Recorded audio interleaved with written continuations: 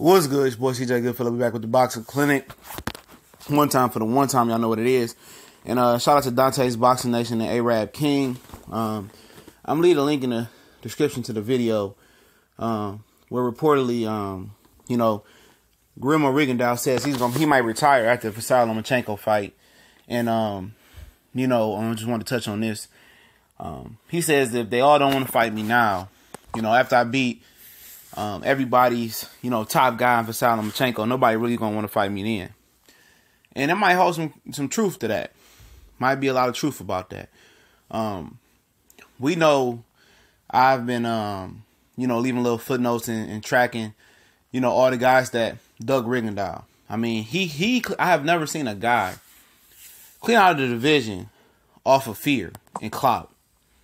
That's all it could be, y'all talk smack about Nonito Donaire. He stepped into the ring and finished versus Rigondeaux.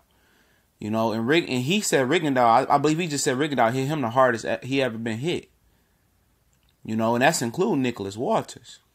You feel me? And they know that. They don't fear Rigondeaux because he's boring. They fear Rigondeaux for the skill level and that power. That power will change your mind about stepping into a ring with a guy like Rigondeaux once you mix it with the skill. Because Rigondeaux he's chinny. So you think guys who want to, shoot their shot versus a guy that's chinny, right? They don't want no smoke. Because they know the gym stories. That I heard Regis Prograis, Ronnie Shields, Freddie Rosedale, they real trill stories right there. This ain't no folktale. They sound like folktales, like I told y'all yesterday or earlier this morning. They true stories.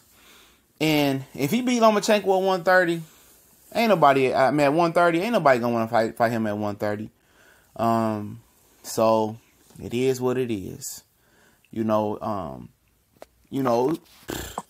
moved. He was at 122. Quigg, Frampton, Moraz, Leo Santa Cruz, King Duck himself, all moved up to 126. 126. They didn't want no smoke with Rigondeaux. Jesse Macedonia was the only guy that wanted to fight him, but Bob Arum wouldn't let him fight him. He the only one that had the balls to want to fight him.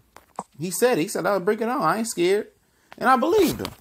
What's to be scared of? You know what I mean? I understand that he got power, but you a fighter just like he a fighter. You bleed, you like he bleed. And he chinny. He can't be knocked down.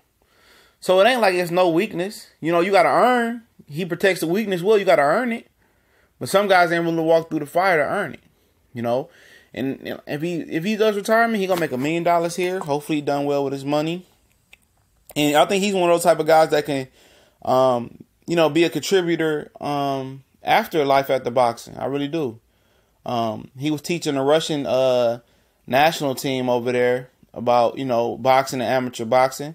I think this is somebody that the USA Boxing should employ if he does retire from the sport of boxing to run the amateur program. In my opinion. That's my opinion right there. Run the amateur program. Because the fighters, they do show up to the amateur shows. I seen a lot of fighters come to those. Sean Porter, Ponce de Leon. A lot of guys do. But we need a real contributor to our U.S. national team to get them back on top. And who better to run the program than a guy like Guillermo Rigondeaux? Of course, he's going to need a translator. Maybe they should help him, learn English as well. But if the Russians, they can get through to the Russians, he can get through to the American guys. And I think him running our amateur program would be, would be gold. It'll be platinum, So, if he beats Lomachenko and then, he decides to retire, good for him. But if he loses, I think he'll have a lot of suitors that want to fight him. You know what I'm saying? So it's a yin and yang thing once again. We out.